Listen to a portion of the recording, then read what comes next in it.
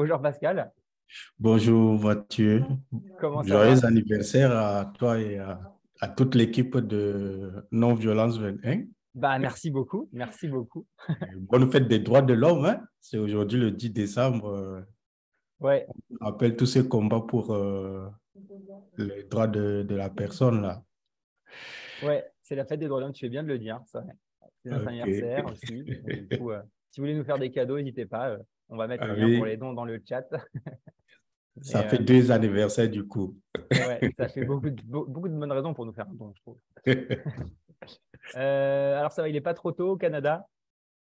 Bon, il est 8 heures et j'étais en ligne depuis 1 heure de temps déjà et j'ai bien suivi l'intervention de Marie que j'ai fortement appréciée. Ah ouais, c'est vrai que vous êtes un peu dans le. Puis il y avait pas mal de thématiques qui m'ont fait penser aussi à ce que vous faites au Nord Cameroun. Oui. Et notamment sur effectivement les personnes qui, quand il y a eu pour le coup Boko Haram dans le Nord Cameroun, des personnes qui pour se protéger, en- voilà, ont- ont cohabité, on va dire, avec Boko Haram et qui derrière ont été affiliés Boko Haram et du coup ça a fait des répressions quand Boko Haram est parti. C'est des choses qu'on retrouve malheureusement dans beaucoup de conflits. Mais tu vas peut-être justement nous en parler. Bah, déjà, est-ce que tu peux te présenter un petit peu toi, ton parcours?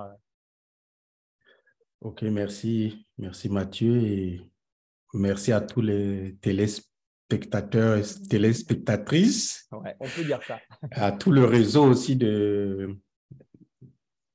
en fait, non-violence et tout le réseau en fait qui accompagne Non-Violence 21 dans sa mission, aussi le comité français de l'intervention civile de paix. En fait, je suis Pascal Diomeguet, donc je suis camerounais d'origine et je suis actuellement au Canada dans le but de poursuivre en fait mes études en recherche sur des questions de paix et de non-violence. Et j'ai fait une recherche en anthropologie de la paix et des conflits. Je suis un fruit donc, de la première génération de l'intervention civile de paix organisée par l'Université catholique de Paris.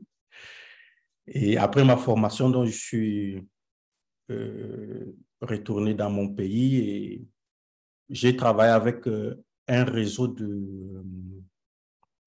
d'associations et de la société civile locale avec les autorités pour mettre en place donc, des stratégies apprises à l'ICP en ce qui concerne donc la protection des civils dans tout ce qui concerne les extrémismes violents, qu'elles soient euh, basés sur le terrorisme ou d'autres formes d'extrémisme communautaire. Voilà un peu une brève présentation, parce que me présenter, il y a beaucoup de Il y choses. aurait beaucoup de choses à dire, ouais. Oui, Mais peut-être des questions. Bon, en fait, euh, mon expérience m'a permis de participer à des grandes rencontres internationales comme expert sur les questions de l'extrémisme violent à l'ONU. Et grâce à ce travail aussi, je suis choisi comme formateur au niveau national donc du Cameroun, formateur donc des militaires, des magistrats militaires et des officiers de police judiciaire sur les techniques non violentes et dans le cadre des enquêtes sur le terrain. d'accord. Ah ouais, c'est beaucoup de choses dans ton À la CV. fois. Et, ben, est-ce que tu peux justement nous en dire plus pour celles et ceux qui nous regardent et qui connaissent peut-être pas complètement le contexte du Nord Cameroun, un peu, voilà, quel est le contexte et dans quel contexte vous intervenez justement, et puis ce que vous avez pu mettre en place depuis avec le REPDEP, la plateforme force de sécurité, observatoire, la société civile, etc. Merci. Euh, le Cameroun, je situe d'abord le Cameroun qui est un pays au cœur de l'Afrique, en Afrique centrale. Et nous nous situons donc dans la région de l'extrême nord du Cameroun. Ça veut dire qu'une zone plus proche du Tchad et du nord-ouest du Nigeria, qui depuis 2013 vit une forme d'insécurité induite par le terrorisme de Boko Haram. Voilà, donc cette crise a entraîné des catastrophes humanitaires graves, avec beaucoup de déplacés, des personnes déplacées, avec beaucoup de réfugiés, parce que dans cette partie du pays, il y a un camp, un grand camp de réfugiés qu'on appelle Minaro. Et dans ce contexte donc de fragilité sécuritaire, nous sommes rendus compte qu'il y a beaucoup de violations des droits des personnes et il se pose aussi la question de sécurité humaine collective. Et là, nous nous sommes dit, mais en tant qu'acteurs de la société civile, qu'est-ce que nous pouvons faire et aussi comment mettre en valeur la formation reçue. Alors, nous avons mis en place donc une association qui s'appelle Réseau de protection des droits de l'homme, de l'environnement et la promotion de la culture de la paix, donc en abrégé REPDEP. Et nous avons aussi mis en place un observatoire donc, de l'extrémisme violent et des violations des droits de l'homme qui essaie de faire le monitoring au quotidien dans les localités choisies en fonction de l'insécurité qui sévit au quotidien. Nous avons aussi mis en place un dialogue civilo-militaire qui consiste donc à partir des données récoltées par l'Observatoire de discuter avec soit l'administration, les chefs hiérarchiques militaires, les magistrats, les parlementaires, les leaders communautaires, les leaders religieux, donc qu'on soit de la religion traditionnelle, qu'on soit catholique, protestant, qu'on soit musulman. Donc ensemble, on essaie de de discuter autour des différentes situations d'insécurité qui sévissent et comment ensemble on peut travailler pour la sécurité des personnes. Parce qu'aujourd'hui, la sécurité, ce n'est pas les armes, je pense que ça doit être quelque chose d'inclusif. Et tout le monde doit aller dans la même direction et je pense que c'est ça, cette force causale. Voilà. Ouais, mais c'est vrai que c'est super important de permettre un peu aussi ce que disait Marie, en fait, à tout le monde de pouvoir dialoguer, de créer un peu un terrain neutre où on peut se rencontrer et on peut parler. Je sais que vous avez aussi pas mal d'actions en direction des femmes qui ont été Oui. victimes de violences sexistes ou sexuelles. Est-ce que tu peux nous en parler un peu? Oui. Depuis 2019, le REPDEC a opté en fait pour l'accompagnement des filles et des femmes qui ont été abusées, exploitées sous toutes les formes dans le conflit, dans le terrorisme et aussi dans le cadre de la lutte contre l'extrémisme violent. Et en ce qui concerne les femmes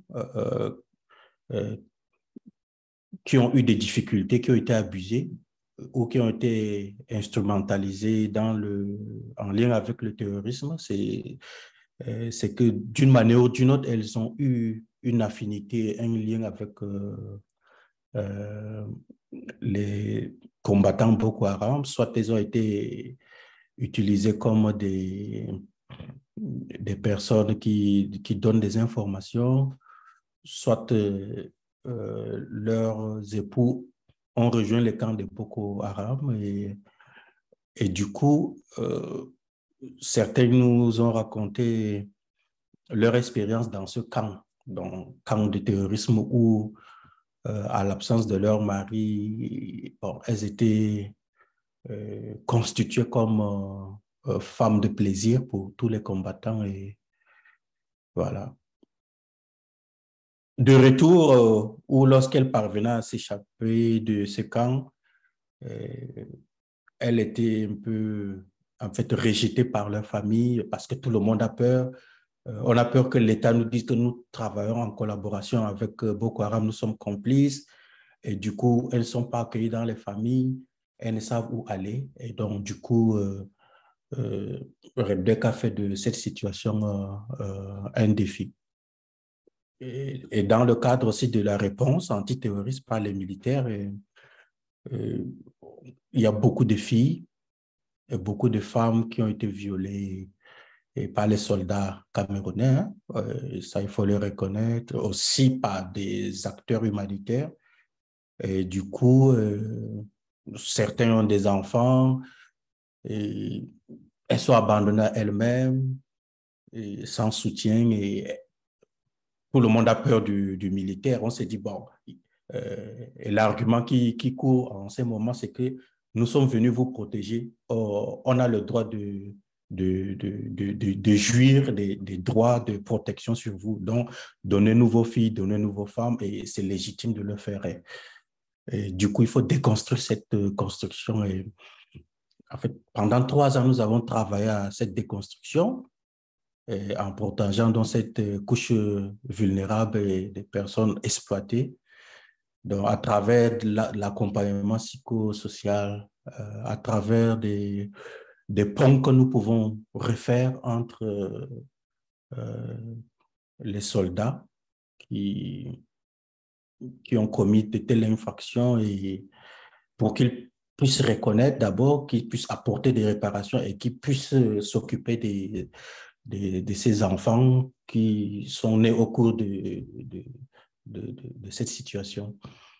Donc, souvent, nous collaborons directement avec les chefs hiérarchiques militaires et ce n'est pas toujours évident. Nous avons reçu beaucoup de menaces et ce n'est pas du tout évident. Aujourd'hui, nous avons accompagné 45 filles. Et au jour le jour, il y a beaucoup qui viennent pour cette demande de service. Et je pense que c'est des situations difficiles. Et il faut d'abord accompagner l'humain, il faut accompagner son psyché. Après, maintenant, le grand problème et le grand défi actuel, c'est leur réinsertion socio-économique et qui n'est pas évident, tout en sachant que l'extrême nord du Cameroun est la partie la plus pauvre du Cameroun et la partie abandonnée par le gouvernement. Voilà. On ne pense à cette région que lorsqu'on vient pour les élections et après, bon. Et je pense que c'est l'une des causes de recrutement ou de plusieurs jeunes dans le terrorisme. Donc, faute d'emploi, il y a eu de belles propositions, des propositions alléchantes et allez, ils s'y sont lancés. Et aussi avec la plateforme et l'observatoire surtout aussi.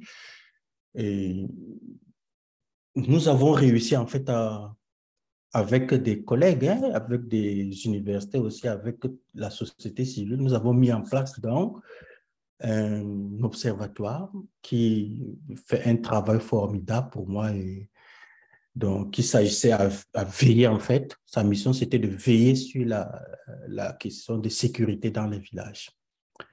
Donc dans les localités, il y a des points focaux qui ont des oreilles, qui ont des yeux pour voir, des oreilles pour écouter et la main pour écrire, donc rédiger les différentes violations des droits de l'homme, donner leur impression sur la chose et là, l'écrire dans un cahier.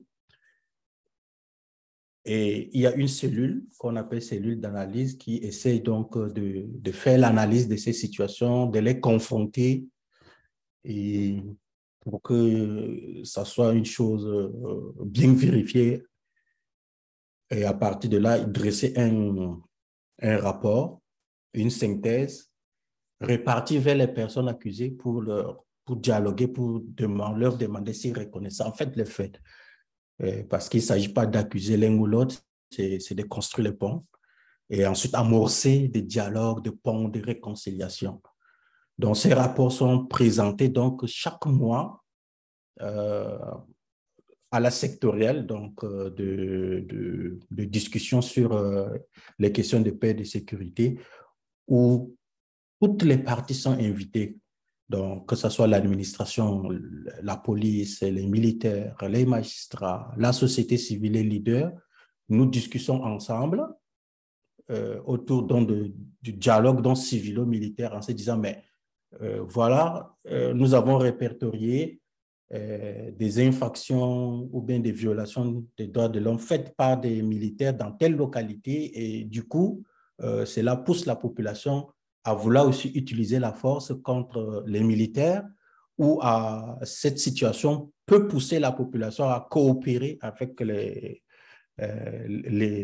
terroristes. Et du coup, on se dit, qu'est-ce qu'il faut faire? Et là, je pense qu'il y a des très bonnes idées qui surgissent et des gens qui sont prêts à l'action. Bon, voilà en fait des petites choses que nous avons accompagnées et je suis content que ça continue aujourd'hui et que ça fait un peu la joie de ma région. Donc, ma région est euh, en fait, est l'une des régions qui porte l'initiative du civilo-militaire dans le bassin du lac Tchad et au Cameroun.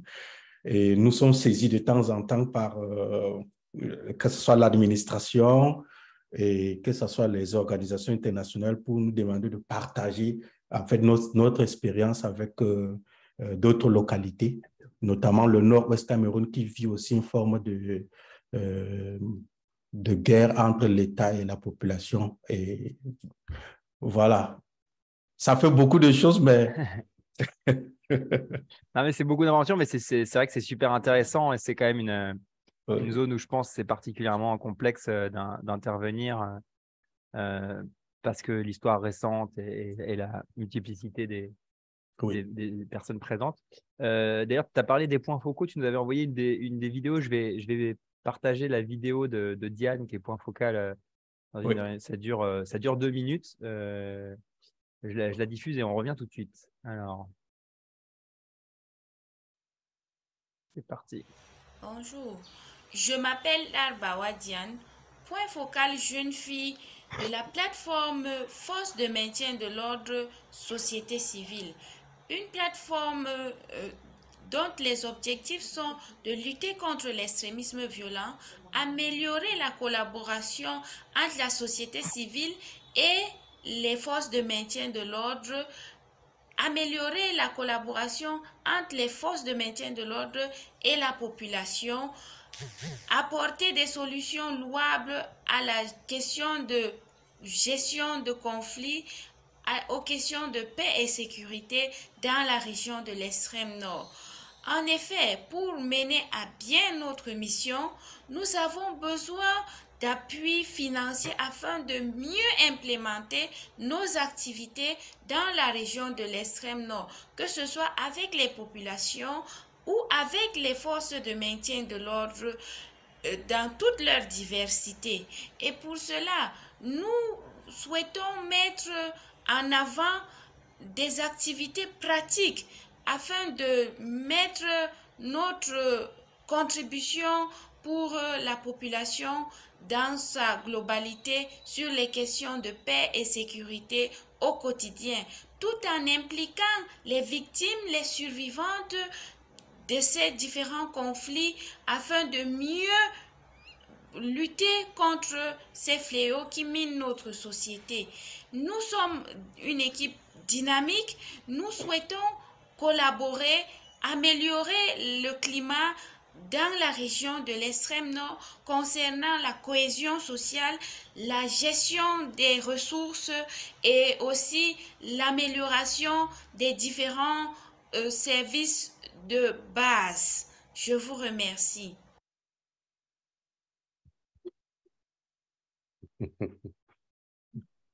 Ouais.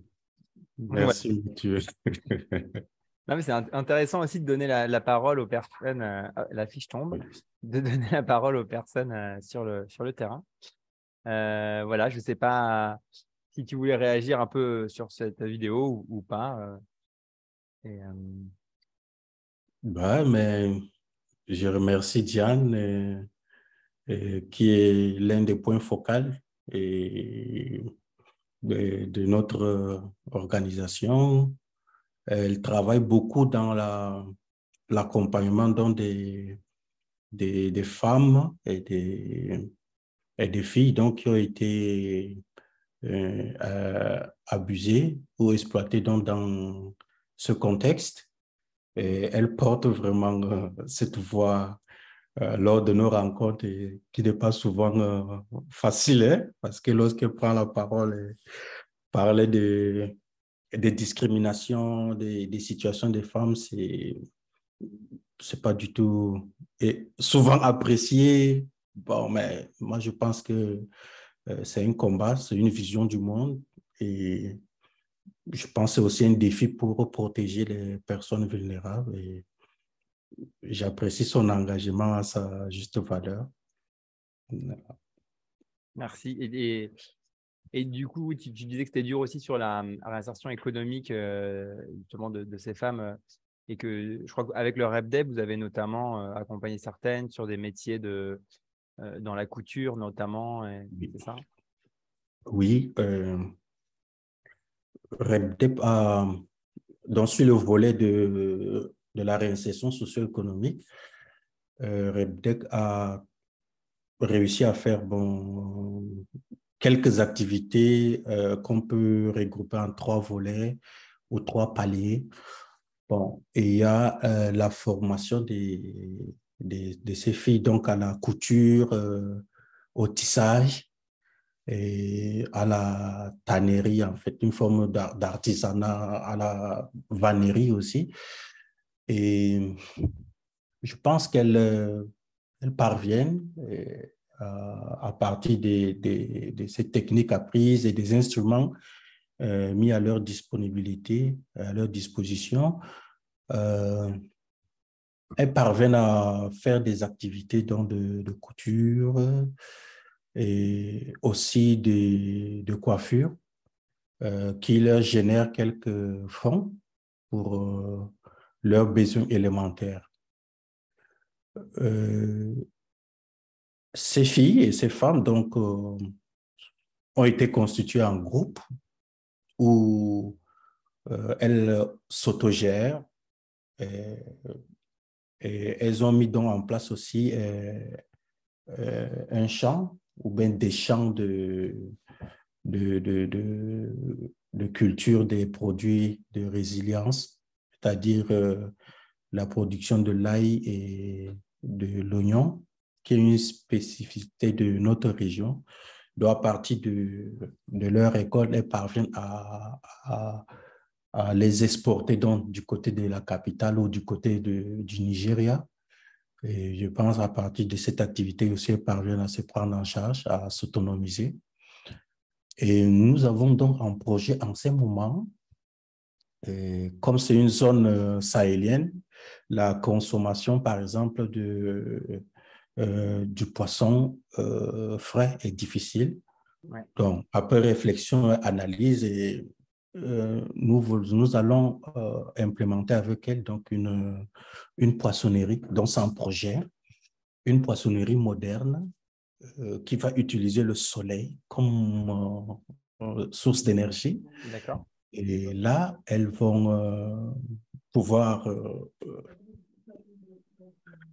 acheter en fait du poisson pour les revendre, donc, que ce soit au niveau du bassin du lac Tchad ou bien du côté du sud du Cameroun. Et là, je pense que c'est quelque chose qui va leur permettre d'avoir assez de fonds parce que c'est un projet prometteur selon les spécialistes. Et elles pourront donc, dans cette poissonnerie, donc, en plus du poisson, vendre de la viande fraîche et